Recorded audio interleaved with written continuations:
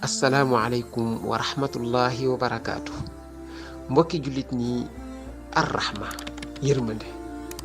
yërmande yàlla subhaanahu wa taala joxoon naa leen jàngale bu am solo newoon naa leen yonente bi ni mu mel, mbaaxam, yaroom, yiwam, yaatoom ba yàlla tagg ko ni ko wa innaka la ala xuluqin azim. loolu ci rahmatullahi la, ci yërmande yàlla la. fa bima rahmatin min allahi linta lahum.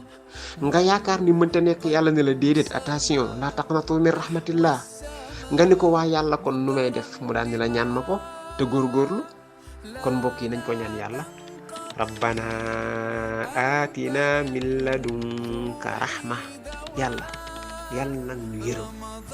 kon mbokk yi dinañ ko ñaan yàlla subhanahu wa taala ginnaaw bi nga góorgóorloo. kon koor gi weeru rahma la, waaye tamit dee ko ñaan yàlla, bul yem ci woor gi kase. dee ko ñaan yàlla subhanahu wa taala. yàlla nañu yàlla defal dégg ak topp.